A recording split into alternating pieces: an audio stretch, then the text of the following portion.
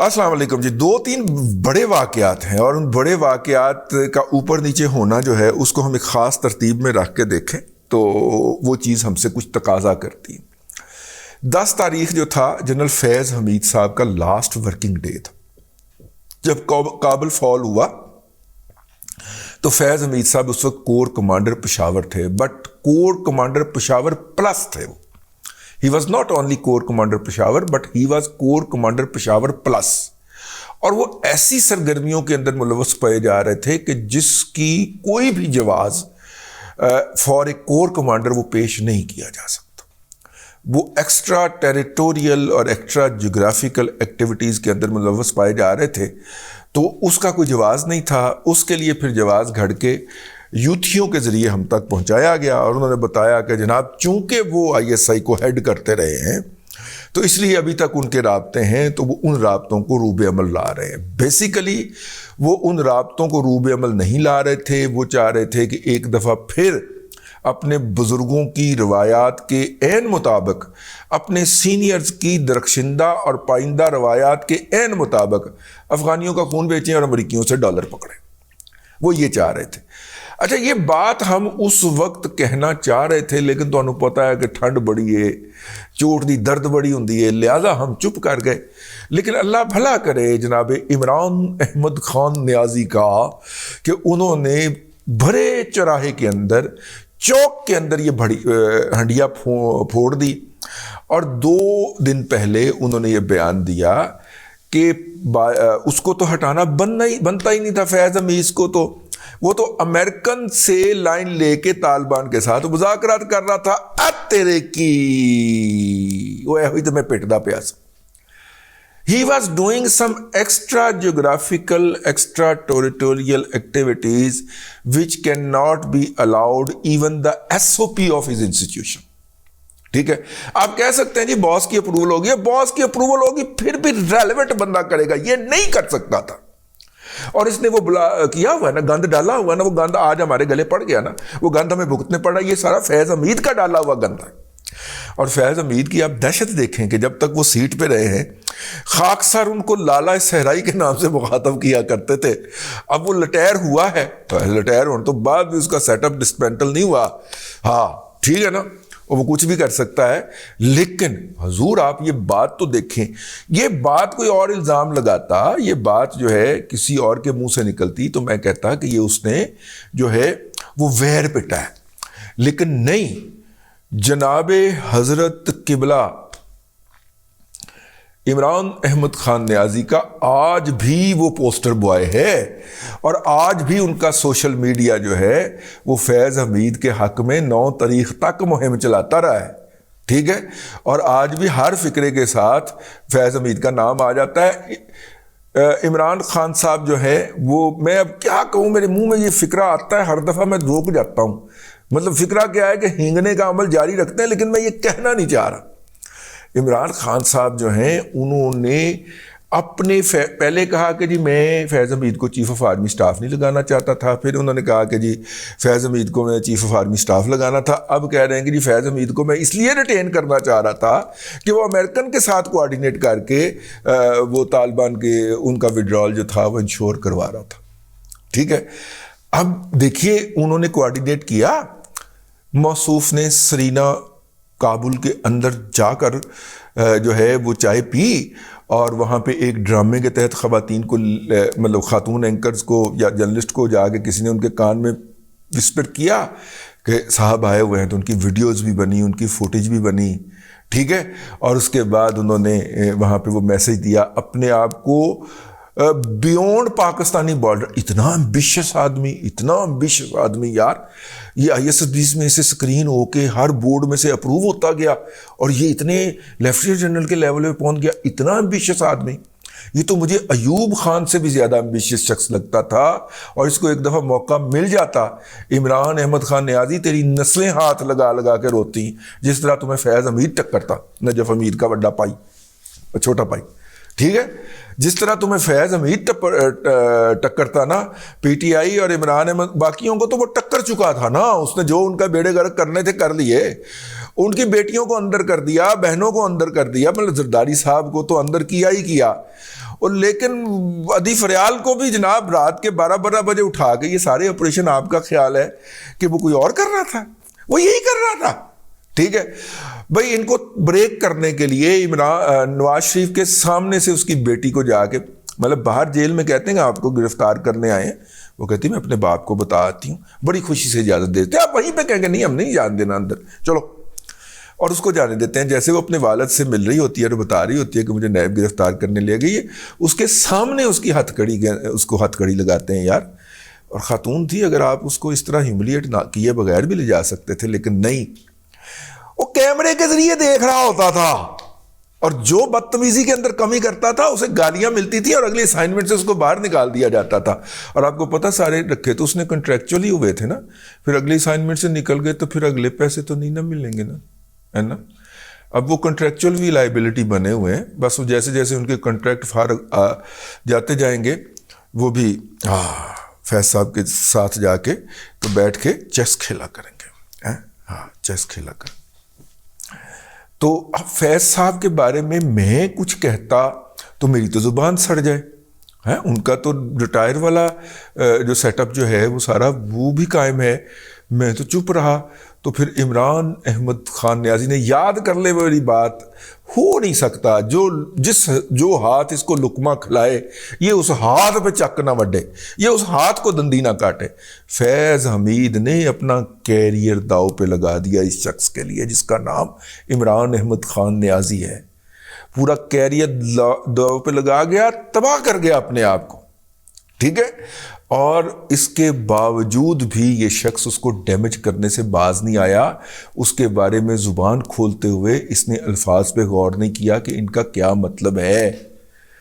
اور خاص طور پہ اس سے ایک دن پہلے وہ زبان کھولتا ہے جس دن یہ خبر ہمیں پتہ چلتی ہے کہ چمن کے بارڈر کے اوپر 7 پاکستانی شہری جو ہیں وہ افغان دہشت گردوں نے شہید کر دیے ہیں. یہ ہمیں خبر ملتی ہے وہاں سے, اور اس کے ایک دن بعد جو ہے اس کے ایک دن پہلے یہ شخص یہ کہہ چکا ہوتا. اس سے پہلے ایک سیکیورٹی فورس کے بندے کو بھی گولی ماری جا چکی ہے. بنیادی طور پہ مسئلہ کیا ہے؟ بنیادی طور پہ مسئلہ یہ ہے کہ افغانستان کے اندر جہاں پہ سمگلر مافیا ہے, اسلحہ بیچنے والا مافیا ہے, اسی طرح ہیومن سمگلر کا مافیا بھی ہے. تو بہت سارے لوگ جو کہ سینٹرل ایشیا کے مختلف ریپبلک سے فرار ہوتے ہیں فار ون ریزن اور دا ادر. ٹھیک ہے, وہاں پہ ان کے سیاسی اختلافات ہوتے ہیں. وہاں پہ تو سیاسی اختلاف کا مطلب ہوتا ہے نا, پھر ان میں سے بعض بیروزگاری غربت کی بہت شدید لیول ہے. کرغزستان اور تاجکستان کے اندر بچوں کے لیے کوئی ایکٹیویٹی نہیں ہے, وہ جہاد کی طرف یا مزاحمت کی طرف مائل ہو جاتے ہیں. تو مزاحمت کی طرف اگر ایک خاندان کا ایک بچہ گیا ہے تو اس کا مطلب ہے کہ اس کے پورے خاندان کے 54-55 افراد جو ہیں نا وہ اڑ گئے. لہٰذا جب اس طرح کا کوئی کسی کے اوپر الزام لگتا ہے تو وہ وہاں سے بھاگتے ہیں, تو وہ چڑھتے ہیں افغان ہیومن سمگلرز کے ہتھے. آپ کو یاد ہے خروٹ آباد والا واقعہ جس کے اندر ایک ازبک فیملی ماری گئی تھی؟ اگرچہ وہ بہت شدید ظلم ہوا تھا اور میں نے اس وقت بھی اس کی کنڈیمنیشن کی تھی, لکھ کے بھی کی تھی, اب بھی کرتا ہوں. لیکن ازبک فیملی پاکستان کے ٹیریٹوریل بارڈر کے اندر کر کے آ رہی تھی اپنی خواتین کے ساتھ, اور وہ بارڈر کیسے کراس کیا تھا اس نے, یہ بھی سوچنے والا بات ہے نا. تو یہ والے جو ہیں, ٹھیک ہے میں کو یہ نہیں کہہ رہا کہ وہاں پہ پاکستان پہ بیٹھے ہوئے جو حاجی ہیں سارے بڑے حاجی صاحب تو گھر چلے گئے ریٹائر ہو کے تو وہ بھی کوئی چھوٹے چھوٹے حاجی بیٹھے ہوئے ہیں وہاں پہ, وہ بھی کوئی حاجی نمازی نہیں ہے, وہ بھی اپنی پوری اس کے اندر کرتے ہیں.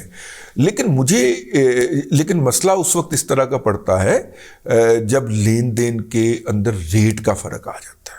ٹھیک ہے, مطلب ایک پارٹی جو ہے وہ کہہ رہی ہوتی ہے ایک بندے کا میں نے 10,000 دینا ہے, اگلا بیٹھا ہوا افسر کہہ رہا ہوگا نہیں میں نے ایک بندے کا 50,000 لینا. اچھا یہ لوگ کہاں جاتے ہیں؟ یہ لوگ چمن کا بارڈر کراس کر کے آگے جا کے بلوچستان کے دور دراز کسی علاقے میں گم ہو جاتے ہیں, جہاں تک ہمارے قانون کو پہنچنے میں 8 دن لگ جاتے ہیں. وہ ایسے علاقوں میں جا کے غائب ہو جاتے ہیں. ٹھیک ہے, بھئی جب ہمارا قانون پہنچنے میں وہاں پہ پچھلے دنوں وہ دھماکے ہوئے تھے نا اندرون بلوچستان, تو امدادی ٹیموں کو پہنچتے ہوئے 3 دن لگ گئے تھے اس سے آپ بائی روڈ. کہ اتنے ہم نے کبھی ادھر جو ہے رسائی پیدا کرنے کی کوشش نہیں کی. اس طرح کے علاقوں میں گم ہو جاتے ہیں جس کے اوپر ہمارے جو بلوچ اصل بلوچ دوست جو ہیں ہمارے ہم وطن جو ہیں وہ احتجاج کرتے ہیں. جب وہ اس طرح کی حرکتوں پہ احتجاج کرتے ہیں تو ہم بندوق اٹھا کے ان کو گولیاں مارتی ہے ہماری وفاق اور صوبائی حکومت. وہ تو یہ کہہ رہے ہوتے ہیں کہ یہ بندے یہاں پہ آ کے باد ہو رہے ہیں, یہ کون ہیں, یہ کہاں سے آئے ہیں, ان کو کون لایا ہے. تو ان میں سے کچھ لوگ جو ہوتے ہیں ان کو تو باقاعدہ اجازت مل جاتی ہے نا کہ تسی ادھر بہ جو انہیں پیسے ہم دے دو. وہ کچھ اپنے طور پہ بھی آ جاتے ہوں گے, جو آتے ہوں گے تو یہ پچھلے والوں کو نہیں بلاتے ہوں گے, پھر وہ وہاں پہ قبیلہ بن جاتا ہے, پھر لوکیلٹی بن جاتی ہے, پھر قصبہ بن جاتا ہے. یہ افغانستان کے دونوں وارز کے اندر ہمارے بلوچستان کے ساتھ تو اس حوالے سے بہت ہی ظلم ہوا ہے. KPK چھوٹا تھا, وہاں پہ وہ چیز ابل پڑی, ایکسپوز ہو گئی, وزیرستان, ساؤتھ وزیرستان, نارتھ وزیرستان کے علاقوں کے اندر. لیکن بلوچستان کے اندر تو وہ کبھی چیز سرفس پہ ہی نہیں آتی. ان کی اگلی نسل پھر یا ان کے جو ینگسٹر ہوتے ہیں وہ کوئی کراچی چلا گیا, کوئی بڑے شہر کے اندر جا کے گم ہو گیا, وہاں پہ مزداری کر کے واپس آ گیا, اور یوں انہوں نے یہاں پہ ایک نئی زندگی شروع کر دی. کم از کم موت سے تو بچ گئے نا, اور آگے نکلنے کی کوشش کرتے رہے کہ کسی اور علاقے کے اندر انہیں نکلنے کا آگے کا موقع مل جائے. تو ایسی لمبی بات ہو گئی. 6 ہمارے شہری جو ہیں وہ شہید ہوئے ہیں اکراس بارڈر فائرنگ سے. کیا ہے کہ وہ جو اب ہم اصرار کر رہے ہیں کہ بھائی جان ادھر آنے والے بندوں کی کوئی ڈاکومنٹ, کوئی کاغذ تو ہو نا. چلیں بعض لوگوں کے پاس دونوں ملکوں کے شناختی کارڈ ہیں تو وہ شناختی کارڈ ہی کوئی ایک دکھا دے. یہ انّے واہ جو آنا ہے, انّے واہ آنے کے اوپر جو افغانستان کی طرف سے اصرار ہے, یہ ان لوگوں کے کہنے کے اوپر اصرار ہے جو ہیومن سمگلنگ کے اندر ملوث ہے اور ادھر سے بندے ادھر لے کے آتے ہیں. اور جب تک ہم 100% ڈاکومنٹیشن پہ نہیں جائیں گے, نہ یہ ہیومن سمگلنگ رکے گی, نہ یہ حملے رکیں گے. جب ہم 100% ڈاکومنٹیشن پہ چلے جائیں گے کہ ادھر سے بھی ادھر جانے کے لیے, ادھر سے بھی ادھر جانے کے لیے. ایک اور بات ہے, آپ اگر نوٹ کریں نا تو 5 جو میرا خیال 4 یا 5 کراس بارڈرز ہیں, مطلب لے دے کے کچھ 6,000 کے قریب جو ہے وہ تورخم کراس کرتا ہے, 5,000 یا 6,000. باقی بارڈر جو ہے نا وہ نور اللہ اور پتہ نہیں اس طرح کے نام کے بارڈر ہیں, وہ 3 آؤٹ لیٹس جو ہیں وہاں پہ کچھ 500 ہے, کہیں 600 ہے, کہیں 200 ہے. اور باقی 15,000 لوگ جو ہیں وہ تورخم چمن سے بارڈر کراس کرتے ہیں. 15,000 لوگ تو آپ 6 رویہ سڑک کے اوپر ڈال دیں کہ بیٹا یہاں سے آپ نے وہاں پہ جانا ہے, تو وہ کام خراب ہو جاتا ہے. تو آپ یہاں پہ ہیومنلی پاسبل نہیں ہے آپ کو کہ آپ جو ہے وہ اس کو چیک کر سکیں. سسٹم بہت بڑا بنانا پڑے گا اور سسٹم کے اوپر چیکس اینڈ بیلنسز لگانے پڑیں گے. جب بھی کوئی چیک اینڈ بیلنس کا سسٹم ہم بنانے کی کوشش کرتے ہیں, افغانستان کی طرف سے یہی عمل سامنے آتا ہے. اور ادھر سے پھر یہ بھی بکواس, وہ جو کہ پاکستان اور بلوچستان تو افغانستان کا حصہ. بھائی کابل ہمارا حصہ ہے, کابل پنجاب کی سرحدی چوکی ہے. اگر آپ اس پہ آئیں گے, کابل پنجاب کی سرحدی چوکی ہے اور قندھار جو ہے وہ کوئٹہ کی تحصیل ہے. ٹھیک ہے نا. اگر آپ منہ کریں گے نا ادھر کو تو پھر ہمارا بھی یہ دعویٰ ہے, تو لیں گے پھر ہم بھی آپ سے. ہم بھی یہاں پہ نقشے بنانے شروع کر دیتے ہیں اس طرح کے, تاکہ آپ کو ذرا پیغام ہو کہ اس طرح کی حرکت نہ کریں, ورنہ کابل پنجاب کی سرحدی چوکی ہے, رہی ہے. ٹھیک ہے, ہاں بس اب تک کے لیے اتنا ہی. دکھ تھا, تکلیف تھی. یہ جو فیض حمید صاحب ہیں وہ کیا لیگیسی چھوڑ کے گئے ہیں, یہ ان کی لیگیسی کے باقیات ہیں جو اس قوم کو بھگتنی پڑ رہی ہے. بس دعا کریں اللہ تعالیٰ اس طرح کی جو مصیبتیں ہیں ان سے ہمیں نجات عطا کریں, اس سے پہلے کہ ہمیں مصیبتوں کی عادت ہو جائے. اب تک کے لیے اتنا ہی. اللہ تبارک و تعالیٰ آپ کو آسانیاں عطا فرمائے اور آسانیاں خلق خدا میں تقسیم کرنے کی توفیق عطا فرمائے.